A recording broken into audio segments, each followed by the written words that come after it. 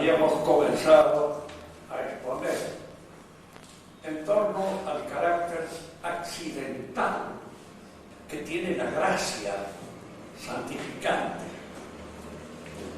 Vamos a explicar mejor esto para que quede claro, porque no siempre estas explicaciones aparecen bien marcadas en las homilías que en general dan los sacerdotes.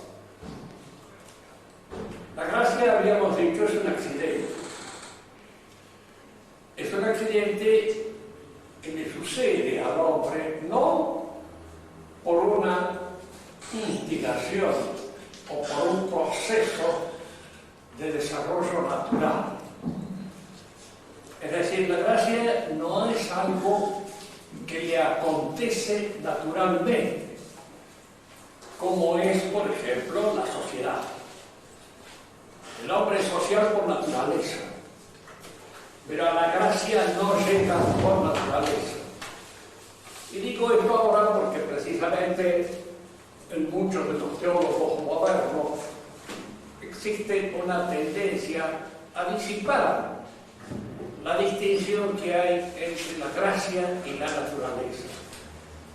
Es decir, enseñan la gracia como si fuera una consecuencia propia de la naturaleza. Y no lo es. Entonces no aparece clara la distinción entre gracia y naturaleza. Distinción que es conveniente establecerla. La gracia la da Dios. Y es algo gratuito. Es decir, es algo que brota en nosotros como consecuencia de una dádiva puramente gratuita por parte de Dios. Y a la vez, si nosotros la analizamos, la observamos con ciertos ojos que nos permitan hacer comparación con las cosas naturales, que a fin de cuentas lo que nosotros conocemos son más bien las cosas naturales. Y a lo sobrenatural lo conocemos en alguna medida por la analogía que suele tener con las cosas naturales. La gracia viene en el hombre como un principio que se injerta. La palabra, el injerto de la gracia, está empleado muchas veces en San Pablo. Y a raíz de San Pablo se usa mucho en el pensamiento teológico católico interpretar la gracia como si fuera un injerto que se produce en la naturaleza. Fíjense ustedes bien, es al mismo tiempo un principio de vida sobrenatural que se da en el cristiano, que se da en aquel que, habiendo sido bautizado, recibe la gracia. Es indudable que si en el bautismo la gracia entra a producir sus efectos dentro de la naturaleza, la gracia no borra la naturaleza y actúa sobre la naturaleza. De manera que este principio, que en un principio es aceptado sin la contribución voluntaria por parte de aquel que lo recibe, debe en el curso del tiempo tener esta aceptación voluntaria. El sacramento de la confirmación, en alguna manera, significa que el hombre ya asume la responsabilidad de hacer crecer este principio sobrenatural que se incúa en él desde el bautismo. Entonces la naturaleza acoge la gracia, y al acoger la gracia, diríamos así, la cultiva, diríamos así, la sostiene como un elemento natural que es acogido por nosotros y al mismo tiempo sostenido en su propia naturaleza. La gracia incoa esta otra ciudadanía, que va a ser la ciudadanía celeste, la ciudadanía de ese reino de Dios, que no es de este mundo, pero que se inicia, se incoa en este mundo. Importante establecer estas conexiones, porque cuando uno le pregunta al cristiano cuál es su deber para con la iglesia y para cuál es, de alguna manera, la acción que la iglesia realiza dentro de la sociedad, hay que tener en cuenta bien estos principios, claro, para no equivocarse ni en la relación, ni en las obligaciones que nosotros tenemos para con la iglesia, ni tampoco a veces los mismos detentores oficiales de la iglesia se equivocan muchas veces en la trayectoria, la perspectiva de su propia actividad como misioneros de esa iglesia. Decimos entonces que es un principio y es equivalente a un principio vital. Si nosotros tomamos, a fin de cuentas, pensamos que es un ser vivo, nos damos cuenta que está constituido por una serie de elementos materiales que pertenecen a la naturaleza cósmica. Está compuesto de agua, hidrógeno, oxígeno. Mi química es bastante reducida, de manera tal que me voy a detener en estos aspectos así fundamentales de su composición. Pero de cualquier manera todos estos elementos que lo componen están intrínsecamente perfeccionados por un principio del cual estos elementos participan. Acá es donde conviene siempre aclarar algo en función de estas distinciones que son fundamentales en el terreno de la filosofía. La materia no constituye al hombre, sino es vivificada, sostenida, perfeccionada por la actividad de este principio. Un animal, por insignificante que sea, una pulga, todo aquello que se incorpora a su cuerpo como nutrición, como elemento nutritivo, como alimento, pasa a formar parte de su realidad. Se constituye en pulga, se constituye en piojo, se constituye en aquello que este animal es, porque ese principio vivo es el que toma la materia y la incorpora a su realidad y hace de esa materia un elemento constitutivo de esta nueva realidad que es el ser viviente. Diríamos entonces, yo no sabría decirles, porque puede ser, no ser, de que la combinación de los elementos constituye al ser viviente. Creo que es muy difícil explicarlo así, que siempre es más claro suponer de que allí hay un principio que es el que ejerce sobre los elementos una función, diríamos, perfeccionadora y al mismo tiempo una función dirigente, una función gobernante, una función que maneja, dirige y guía todos esos elementos, haciéndolos partícipes de esa realidad superior que es la vida. El principio vital es esto. Precisamente un animal muerto tiene todos los elementos de un animal vivo, pero al estar muerto no obra este principio vital que es el que los incorpora y los lleva a esta situación de perfección que es lo propio de la vida.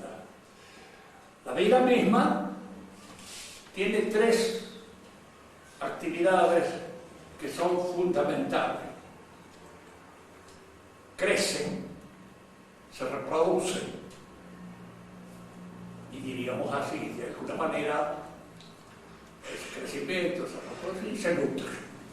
Se nutre de otros elementos que incorporan y que forman parte de su misma constitución. El vegetal y el animal son seres vivos. En uno y otro existe este principio vivo que en la antigüedad llamó alma.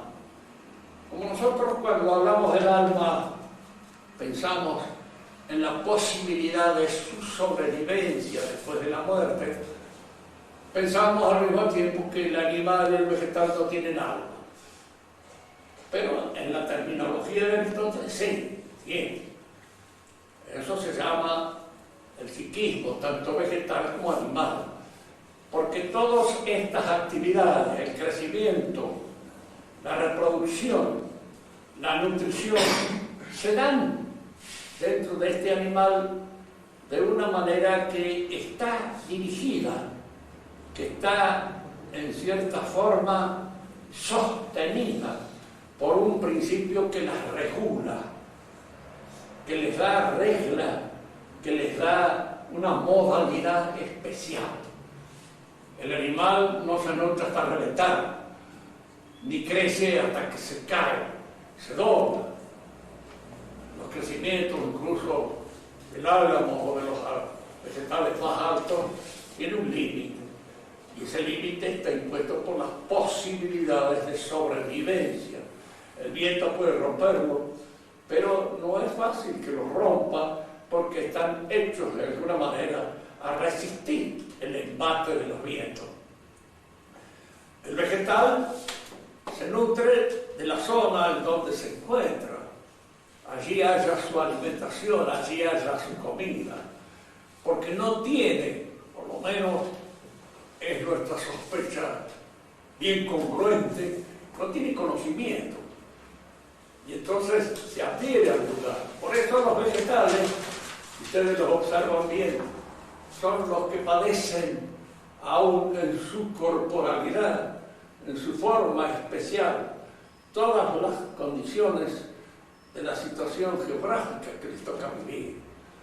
Hay vegetales propios de esta zona nuestra, árida. Los hay que necesitan más agua y tienen también en su forma de presentación esta vitalidad más propia de aquellos que están en un ambiente físico más, diríamos, adecuado a su desarrollo vital. El animal no refleja con tanta claridad, diríamos así, el ambiente en el cual vive. No refleja su modo, hay un cierto mimetismo animal, hay una cierta forma de disfrazarse dentro de la naturaleza en la cual vive, que es la que le permite sobrevivir al ataque de los otros animales que se alimentan de ellos. Pero el animal tiene conocimiento, y este conocimiento, que es un conocimiento puramente sensible, es lo que le permite desarrollarse en un ámbito mucho más amplio que aquel que es el ámbito propio del vegetal. Hay animales que tienen un ámbito muy amplio. Pájaros migratorios, por ejemplo, pueden migrar de un continente a otro y están guiados por ciertos instintos, los cuales los que estudian, los ornitólogos, tratan de conocer cuál es la calidad de estos instintos. Yo no sé a qué conocimiento puede llegar, pero indudablemente se tratan de cosas bastante difíciles de entender qué es lo que los guía, qué es lo que le permite atravesar los espacios que atraviesan para ir en busca de la situación que les es cómoda. El conocimiento propio del animal es un conocimiento que a nosotros nos es un tanto misterioso. El perro, que es el que tenemos más cerca, que es aquel que de alguna manera se ha degenerado casi junto con nosotros, porque es dentro de los animales es posiblemente el de naturaleza más cercana a la naturaleza caída, que es la propia nuestra, que ha perdido mucho de sus instintos como consecuencia, diríamos así, de su adaptación a un ámbito artificial. Y tiene ciertas modalidades, ciertas características que nacen de ese contacto de la vida con nosotros. El animal, según la forma de entender que tenían los escolásticos, es lo que tienen, digamos así, una capacidad estimativa. Es decir, perciben en la realidad cuando la realidad les es favorable o cuando puede no serles favorable. Hay una estimación, una cierta valoración de la situación que les permite captar cosas que indudablemente no son tan fáciles de entender cómo se captan. No hablamos, pero que son los más conocidos, que de alguna manera son los que nos permiten a nosotros entenderlo mejor, porque el perro se conoce cuando el dueño está enojado. ¿Se da cuenta? Y a veces no necesita que le peguen un grito tampoco, se da cuenta nomás por la situación acá, el horno no está para borros, es mejor desaparecer por el momento de aquí para evitar cualquier inconveniente. Lo hacen con ese conocimiento. Pero en general los animales todos tienen esta capacidad estimativa, esta apreciación, esto que nosotros en el terreno de las cosas humanas llamamos pálpito. Fíjense que a veces, que esta es una expresión usual en nuestro lenguaje cotidiano, común, pero a veces no sabemos por qué en un momento determinado acá yo estoy oliendo mal la cosa. Esto no va a terminar muy bien porque hay un ambiente en el cual no me gusta nada. Y ese pálpito a veces es muy acertado y muy efectivo. Es lo que podríamos llamar, en términos ya más eruditos, una valoración de la situación que nos permite intuir la situación. Yo me acuerdo siempre de un viejo amigo nuestro. Una vez tuvo un encuentro muy desagradable en un boliche donde él había entrado. Y entonces él dijo con una expresión muy típica argentina y muy boca sucia, que no voy a repetir, que casi en dolor, dice, se va a producir un día. Efectivamente se produjo en contra de él, que alguien andaba ahí. Y tuvo que matar a un hombre como consecuencia, diríamos así, de esta situación en la cual él se encontró. Por él palpitó en el momento en que entró de que la cosa se estaba poniendo muy fea y muy difícil de enfrentar de una manera tranquila. Había que enfrentarla de una manera violenta. Siempre les he dicho y les recuerdo, la violencia a veces no hay más remedio que tomarla, llevarla a cabo, pero es la cosa más difícil de administrar. Siempre hay que tener una gran prudencia para saber en qué momento es en que tenemos nosotros que imponer un acto o una actitud violenta. En los animales existe la estimativa. En el hombre, todas estas actividades, ¿sí? La actividad de nutrición, de crecimiento, de reproducción, se dan dentro de un contexto espiritual. Es importante esto. Porque incluso fíjense que la actividad probablemente la más profunda de la vida humana es la relación con la mujer, es la actividad del sexo. Hoy día se tiende a tomar esto como si fuera un acto de suposición puramente higiénica. Se ve desde un punto de mira pura y exclusivamente médico, como si en la cosa no intervinieran nada más que aspectos fisiológicos y no intervinieran para nada aspectos espirituales.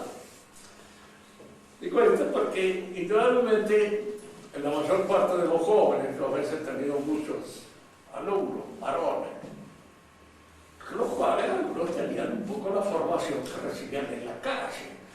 Y esta formación indudablemente era bastante mala. No se vayan a creer que yo he tenido otra formación, también me he formado en la calle, de manera tal de que no es que fuera para mí nada extraño todo esto, ni mucho menos. Pero había que entenderlo. Y yo le decía, cuando hablamos de la naturaleza humana, nosotros no hablamos de un animal al cual le corresponde sacar cuentas, pagar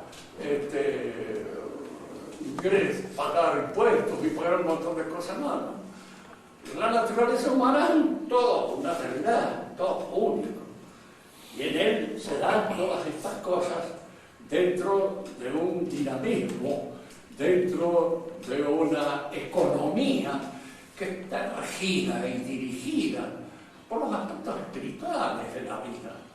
Y esos aspectos espirituales ingresan en todas sus actividades y, diríamos así, la constituyen, le dan a esas actividades el carácter humano que debe tener. Una relación entre el hombre y la mujer no es tampoco una relación individual que uno debe solucionar sin tener en cuenta absolutamente el carácter social de nuestra naturaleza. Porque en ella está comprometida de alguna manera la vida. Es la vida la que está allí, incluida en esos actos. Y con esto no se juega. Estas no son cuestiones puras y exclusivamente higiénicas. Son cuestiones humanas. Y en el sentido humano hay que saber distinguir lo que es higiénico de lo que es humano. Fíjense que en esta relación, por supuesto, se crece, se madura, se alcanza una cierta plenitud a veces, no siempre. Que la mayor parte de las actividades del hombre están frustradas, quedan reducidas, como consecuencia precisamente de su naturaleza caída. Siempre se busca el menor esfuerzo, siempre se busca de alguna manera aquello que es para nosotros más confortable, más placentero, y no se tiene en cuenta todas aquellas otras cosas que implican el deber, que implica la obligación, que implica en cierto modo hacerse cargo de una responsabilidad determinada. Es importante tener esto en cuenta, porque a veces sucede esto. Yo he leído la vida de Augusto Comte. Era medio loco y estuvo encerrado a veces en un manicomio. Este encierro lo sacó una mujercita que por ahí había adquirido en sus andanzas estudiantiles, que era una mala muchacha, de mala vida, pero tuvo, diríamos así, la caridad de atenderlo en la época en que él estaba loco, y se dio cuenta de estas cosas que a veces no se dan cuenta, ni los profesionales no se dan cuenta, de que el manicomio lo iba a acabar de volver loco de todo. Y que la única forma a veces tal vez de curarlo era sacándolo, lo sacó del manicomio. Y, diríamos así, él en agradecimiento se casó con ella. Cosa que en realidad hizo bastante mal, porque no hay que llevar nunca el agradecimiento más allá de los límites en los cuales se impone una cierta prudencia. Ella seguía siendo la misma que había sido toda su vida, de manera que lo engañó copiosamente, empezando por los amigos y terminando por los vecinos, de modo que él al final tuvo que deshacer el matrimonio, y volvió por su cuenta, y es ya grande, y es joven, más de 50 años, cuando descubre por primera vez la mujer. Nunca lo había descubierto. Nunca se había dado cuenta de que, porque este es un descubrimiento que el hombre hace en un momento determinado. Y es un descubrimiento que nace, y cuando nace de la madurez del hombre. Cuando él percibe, esta es la mujer. Y aquí en esta relación de mujer y de hombre, es donde alcanza esta plenitud, que no se da en todos los otros actos superficiales, en los cuales se pueden agotar una cantidad de aventuras sin resultados, sin responsabilidad, sin nada, que no sirven absolutamente para nada, ni siquiera en la plenitud de la realización sexual de los actos. Es importante esto porque cuando nosotros hablamos de este principio, que es aquel que constituye al ser humano en un ser humano, este principio obra sobre todas las actividades. Y no sobre la actividad sexual solamente, que es la de las más importantes y de las que connota más elementos del punto de mira sentimental y del punto de mira de la sensibilidad, sino incluso en una cosa tan cotidiana de todos los días como el comer. porque el hombre no come como un animal. Y de hecho no come como un animal, aunque coma, y coma como comen los animales, ingiriendo el alimento, pero lo hace conservando cierta forma, aunque más no sea estética. ¿Y qué es lo que impone esto? ¿Qué es lo que hace que el acto de la simple masticación de un alimento tenga que ingresar dentro de una serie de exigencias de tipo espiritual, como pueden ser las exigencias estéticas o las exigencias religiosas? En más de una oportunidad lo hemos dicho nosotros aquí en clase, de que en el hombre primitivo el acto de comer es un acto religioso, fundamentalmente. Por eso incluso la religión se realiza en torno del hogar. El hogar es el foco de la religión, y el hogar es el lugar donde se cocina. Y el lugar donde se cocina es el lugar donde está hecha o se realiza la comida. Pero todo esto tiene en la mentalidad del hombre primitivo una repercusión de carácter religioso. Aquí conviene hacer alguna reflexión en este sentido. Porque en los hombres primitivos nosotros tenemos a veces una idea que viene un tanto impuesta por el evolucionismo, que suele ser una idea falsa. El evolucionismo es el que supone que nosotros somos monos, que hemos venido progresando hasta alcanzar esta plenitud, que será, por ejemplo, en Sofía Loren o en alguna otra importante vedette. Bien, en realidad de una mona a Sofía Loren hay una diferencia bastante grande, notable. Pensándolo en esa perspectiva, es indudable que todas las cosas aparecen en un principio como si fueran más bien infantiles, hechas por una mentalidad reducida, pobre, pequeña. El hombre primitivo es un animal que recién está rompiendo el caparazón de la animalidad, y por eso en él entran o penetran una serie de instancias de tipo religioso que no son nada más que el hecho de una fantasía poco controlada. Esa es la idea que tiene el hombre común. Incluso creen que el idioma primitivo es un idioma indudablemente inferior. Apenas se distingue del ladrido del perro o se distingue de algunos otros mugidos de los animales. Pero en la realidad parece ser distinto, ¿no? Yo diría esto. Cuando uno estudia un idioma antiguo, como es el idioma griego, como es el idioma latino, uno se da cuenta de que son más antiguos que el nuestro, pero en algunas cosas son mucho más perfectos. Y de alguna manera realizan, diríamos, constituyen un vehículo de expresión intelectual muy superior al nuestro.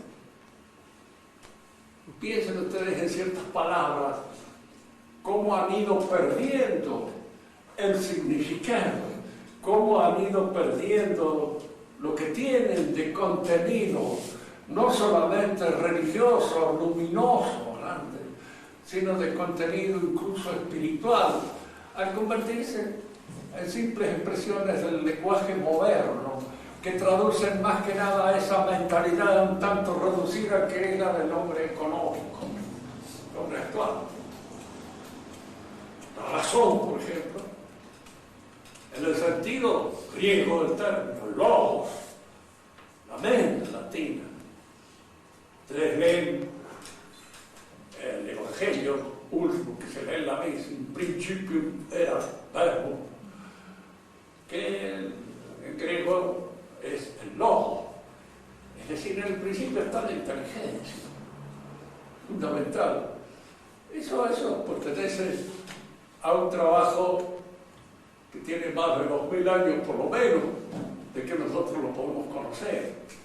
Y esa gente sabía que en el principio era la inteligencia, de que hay una inteligencia en el fundamento de todas las cosas.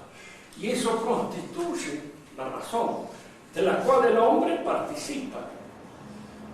¿Qué entiende el hombre moderno? Que uno le pregunta el Señor a su chico, dice, tenés que llevar una conducta razonable porque sos un desgraciado, estás gastando demasiado, estás perdiendo el tiempo, no haces las cosas, ¿no? La razón para él es una especie de computadora que lleva acá en el bolsillito para poder hacer las cosas más o menos sin grandes desgastos, para poder calcular sus pequeños goces, sus pequeños placeres, sus pequeñas cosas y calcularlas de una manera módica. Es decir, esta palabra que tiene un contenido misterioso, espiritual, profundo, ha perdido todo su contenido y se ha convertido en una palabreja cualquiera que no significa nada más que los calculitos que puede hacer alguien sobre aquellas cosas que en la vida son o no son convenientes. Por eso, en la palabra, digamos así, hay una disciplina que estudia lo que se llama la arqueología filológica, que estudia el contenido fundamental de las verdaderas palabras, para ver en cuánto el idioma en un momento determinado van aflorando aquellos contenidos espirituales que existían en el principio y que de alguna manera constituían el alarme del pensamiento del hombre primitivo.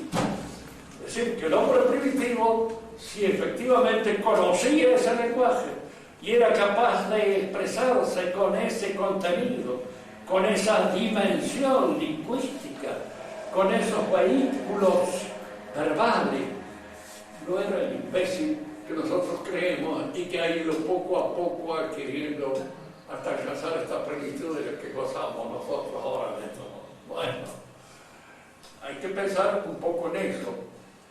Es más fácil suponer de que muchos de esos que nosotros entendemos por salvajes son hombres que han decaído y no son hombres que han venido así desde su formación salvaje para pasar a la situación civilizada en la que estamos. Que es más fácil de caer, es más fácil de echarse a perder, es más fácil tener un loco en la familia que tener un genio, que tener un individuo, diríamos así, de una gran visión espiritual. Entonces, ¿cómo? De manera que si en alguna oportunidad entramos en discusión con algún evolucionista, es más vale hacerle ver este aspecto de la cosa a los cuales descuidan ellos. De que es muy probable que los salvajes sean hombres que han caído de una situación primitiva superior y han entrado, diríamos, en ese salvajismo que es un estado casi a veces de locura, en la cual se dan en los pueblos más salvajes. También esto se hace a veces para indicar cuando los españoles vienen acá, traen su idioma, traen su religión, traen su civilización. No es algo puro y exclusivamente con el objeto de aprovecharse de estos pobres diablos que había, que algunos eran más o menos, había tribus y tribus. Según algunos conocedores, había tribus que eran de una maldad infinita. Y había algunos que no, eran de una ingenuidad infinita. Eran buenos, ingenuos, en los cuales perduraban los recuerdos de una religión primitiva, de una revelación primitiva, que los hacía actuar de una manera casi, digamos, humana, y otros que no. Y así dicen los misioneros mismos.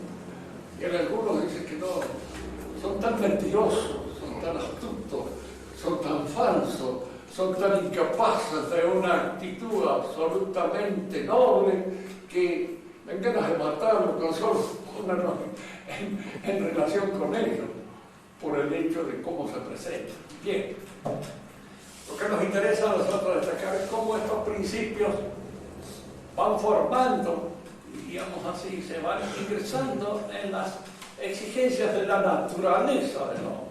Y esta naturaleza es una naturaleza espiritual.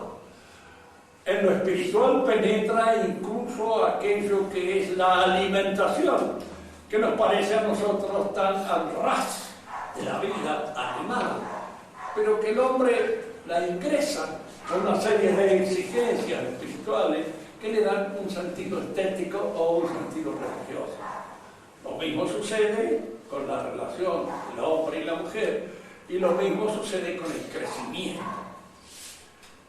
Un árbol lindo es un árbol grande. Un animal lindo ya no es por el tamaño, pura y exclusivamente. Lo es más bien por su capacidad de obrar, de actuar. Si es un corredor, por la carrera. Si es un depredador, por su capacidad para depredar. Pero hay algo en él que indica la insistencia de una cierta, no educación, pero sí de un cierto adiestramiento. Se adiestra para alcanzar una cierta capacidad, un cierto, diríamos, oficio en la realización de aquella su actividad propia. En el hombre hay adiestramiento y al mismo tiempo hay educación. La educación es aquello que lo lleva al más alto grado de las exigencias de su perfección espiritual. Es allí donde alcanza y completa el logro de sus aspiraciones.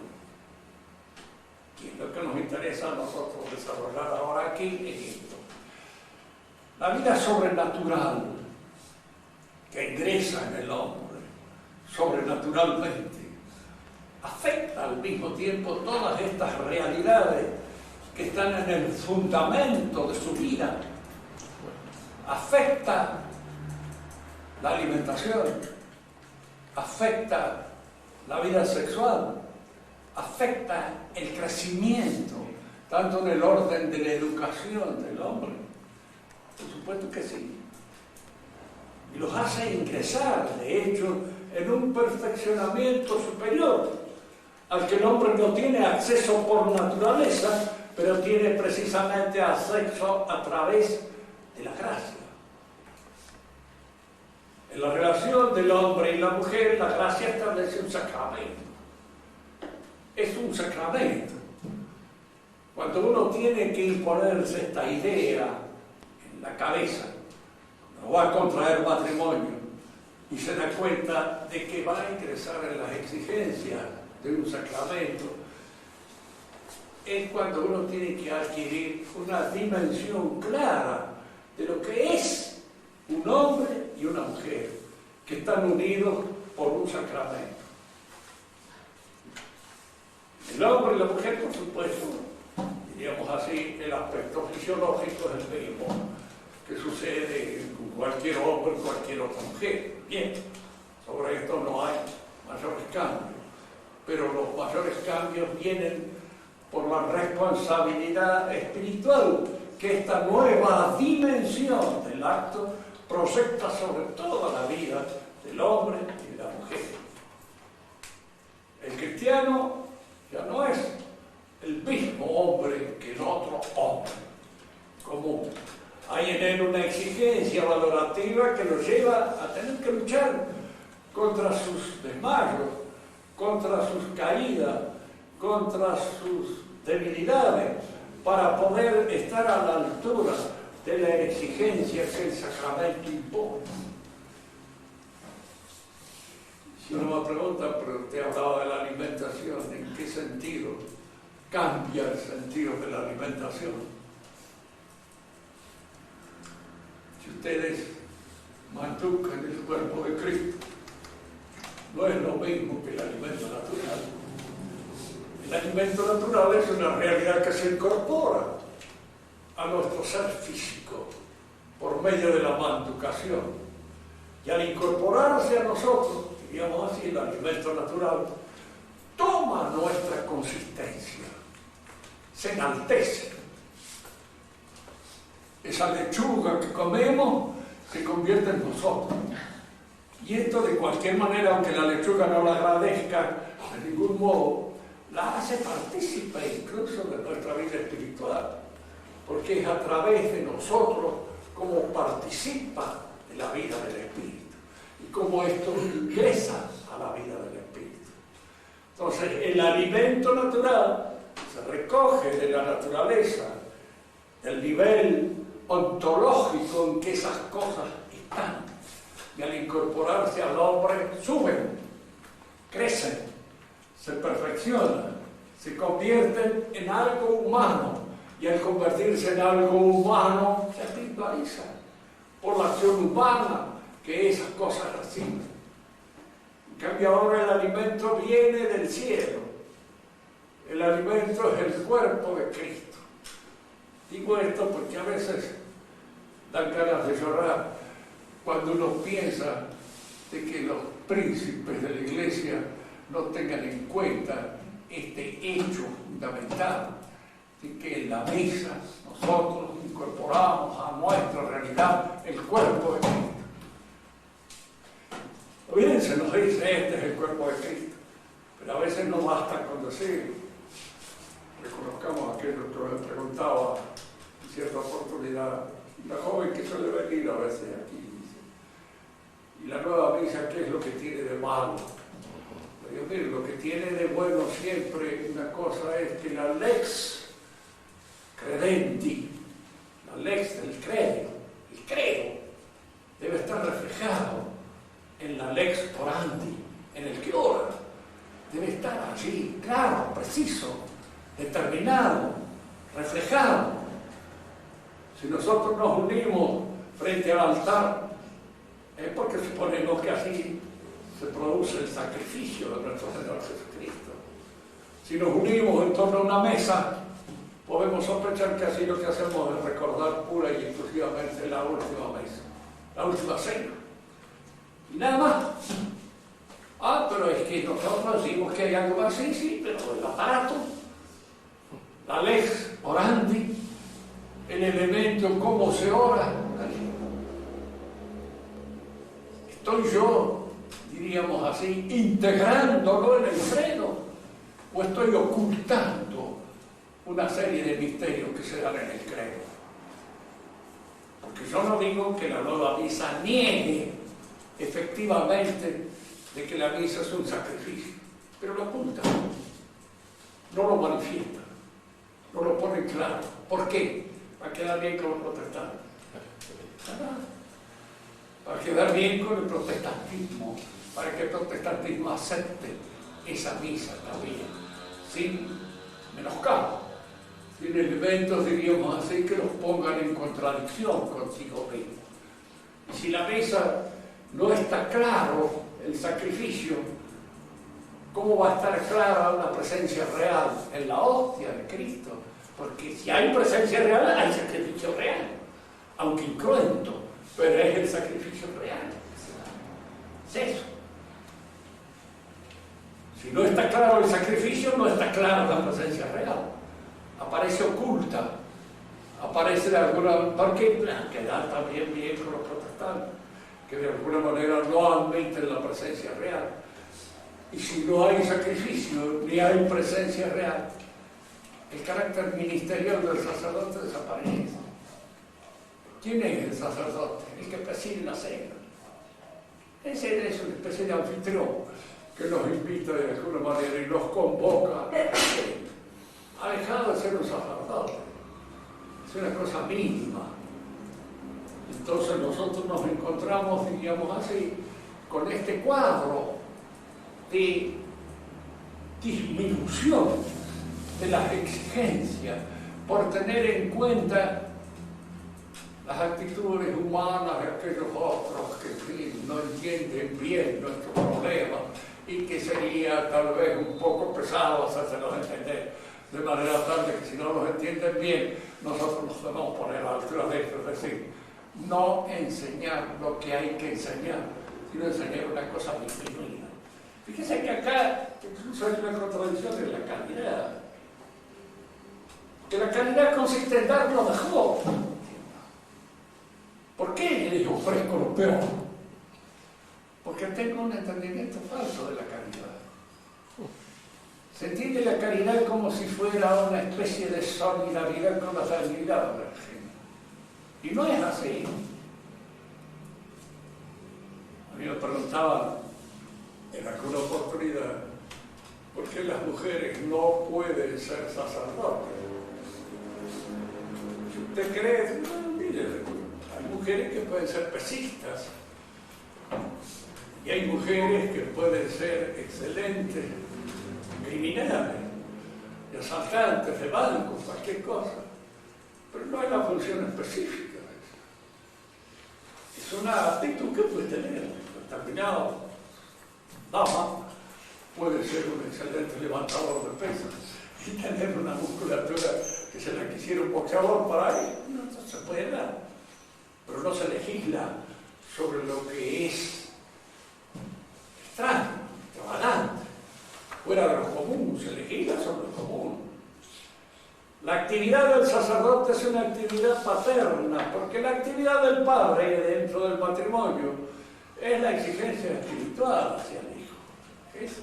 La madre lo cuida y en cierto modo, diríamos así, a veces pone en ese cuidado más entusiasmo del que debiera poner, porque por cuidarlo lo quiere gordito, bien alimentado, y que no se lo exijan mucho, ni que se lo hagan correr demasiado, ni que sea demasiado fuerte, ni que le exijan demasiadas cosas en el terreno, diríamos así, de las exigencias perfectivas. Madre tiene eso. Uno siempre va y busca refugio en la madre porque sabe que encuentra esa protección física de la vida, ¿verdad? Y el padre es aquel que está convocado en un momento determinado por las exigencias más duras. Hay algunos también, porque en todas estas cosas existen los elementos individuales. Es decir, hay padres que a lo mejor deben de haber sido madres, y hay padres que a lo mejor deben de haber sido padres, pero eso no es lo normal, no es lo natural. La actividad del sacerdote está precisamente para convocar al hombre a dar lo mejor que puede tener de sí mismo. Y esto mejor supone una exigencia en la cual no hay el arrullo maternal, hay la exigencia del padre. Por eso al sacerdote se le dice padre, y es padre, por lo menos es lo que debiera ser. En todas las cosas humanas nosotros nos encontramos con que aquel que su oficio no da para tanto como de alguna manera debiera darlo, pero que es, y algunos que se pasan. Un padre no puede quebrar al hijo exigiéndole cosas que no tiene madurez para alcanzar, no puede desarrollarlas por el momento. Tiene que llevarlo de tal manera que alcance su plenitud, que logre una perfección que no le viene del padre, pero que en alguna medida le esté impuesta por su naturaleza. Y esa perfección debe alcanzarla sin romper su naturaleza, sin destruirse, sin convertirse en una porquería cualquiera como consecuencia de la destrucción. Hay padres que en eso abundan en sus exigencias e indudablemente se convierten en un azote para los pobres hijos que se los tienen que aguantar. Pero ni calvo ni con dos pelucas, ¿no es así? Es decir, hay que buscar el término en el cual la prudencia aparece de una manera clara y de una manera manifiesta en la conducción de la vida humana. El hombre ha sido hecho para conocer a Dios. Esto es natural. Y es a través del conocimiento natural como el hombre llega a ese conocimiento. Ha sido hecho para conocer, de esta manera servirlo y salvar su alma, decía San Ignacio de Loyola. La sobrenaturaleza llega al hombre para darle aquella perfección que él por naturaleza no alcanza, no. Ayudarlo en esa realización y alcanzar una realización más alta que aquella que le pudo haber dado la naturaleza. Porque por naturaleza estamos hechos para conocer a Dios. Y probablemente en el otro mundo, cuando hayan desaparecido muchos de los impedimentos que nos impiden ver. Qué curioso esto, porque hay muchas cosas que no las vemos bien. Por nuestras propias pasiones, la jarganería, la pereza, todo aquello que constituyen los elementos caedizos de la naturaleza caída, precisamente, son los que no nos permiten ver ciertas cosas. Yo he enseñado historia, he estudiado historia, para tener ojo para veces en las cuestiones de historia hay que percibir todas estas matices de la realidad humana.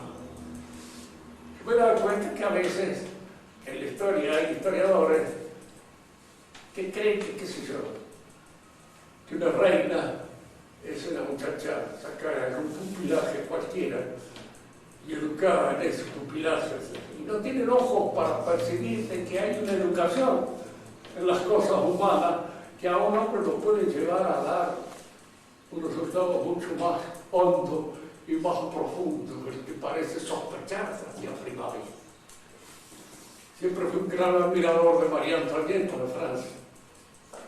Y hay historiadores que la critican porque dicen que coquetería en cada otro lado.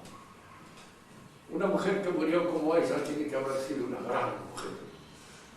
De ninguna manera una porquería cualquiera logra realizar ese punto de perfección que aparece en toda su plenitud cuando uno se encuentra frente a la muerte.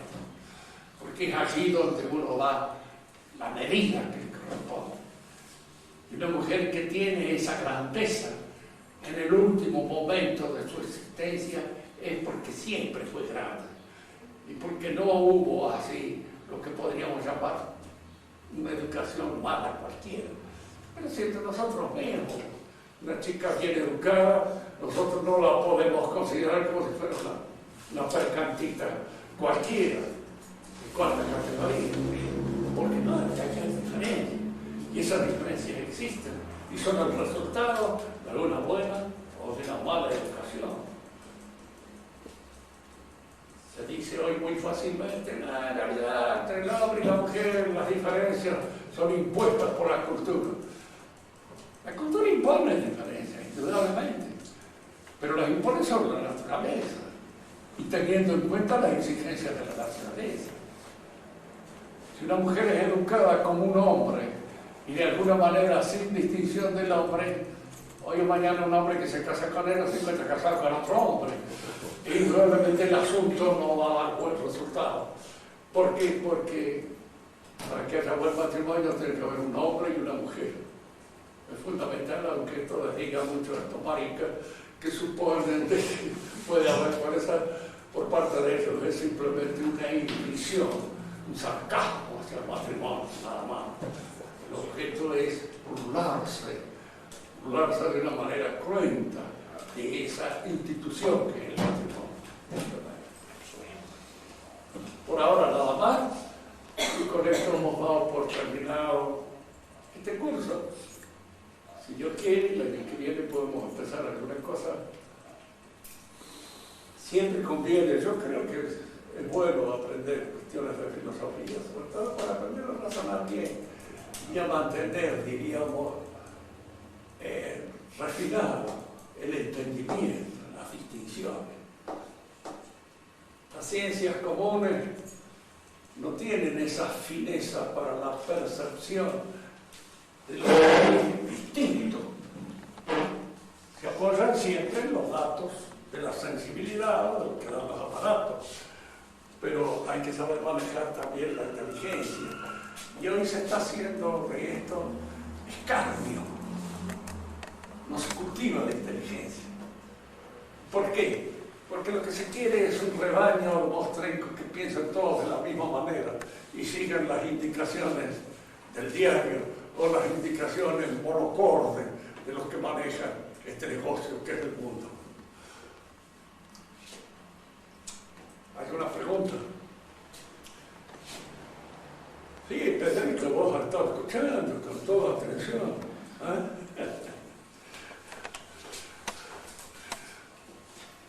Muy bien.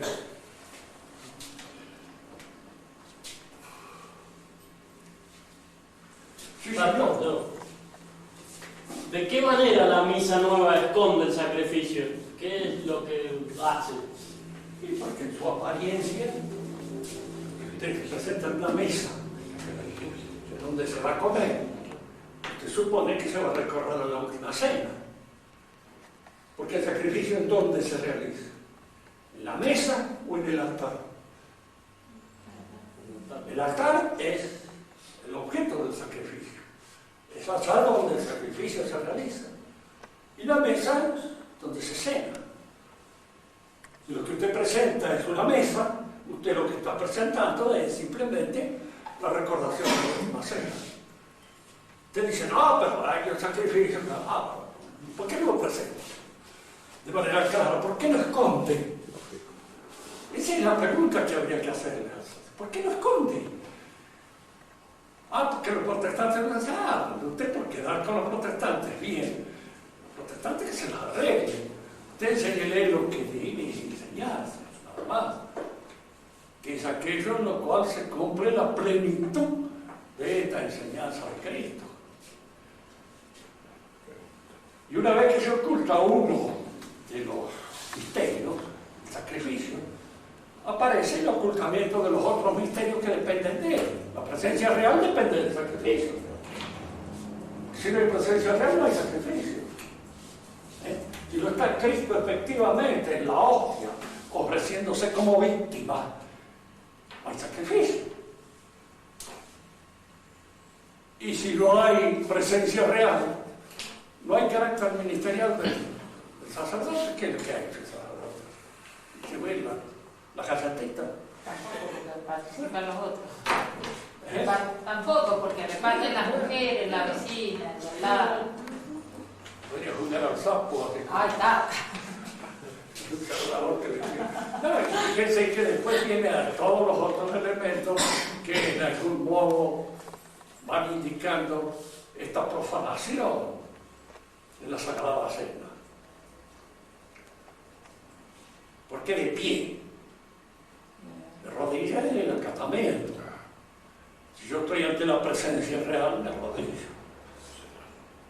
Son formas de decir, bueno, pero podría ser, a lo mejor la única manera de hacerlo, o tirado en el suelo, bueno, está bien, todo lo que quiera, pero hay allí un cambio que indica un cambio de actitud.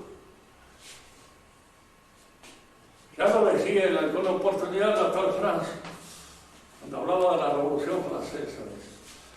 Uno de los caballeros había visto una vez que un caballero ponía a mano la silla donde estaba sentada la señora.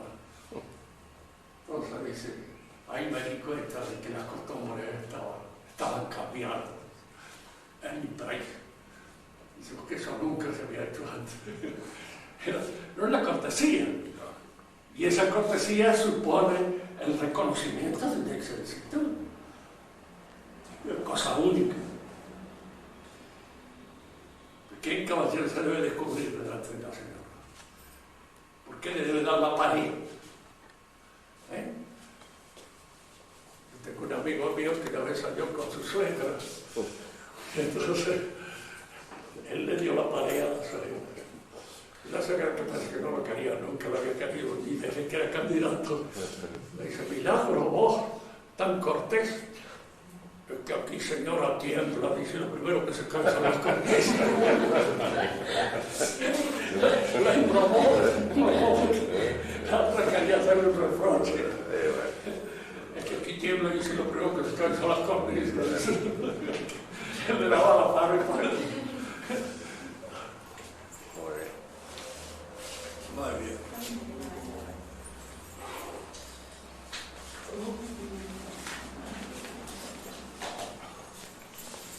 Así que ojo, Sí.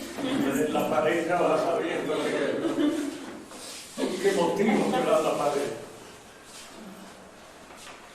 Está bien.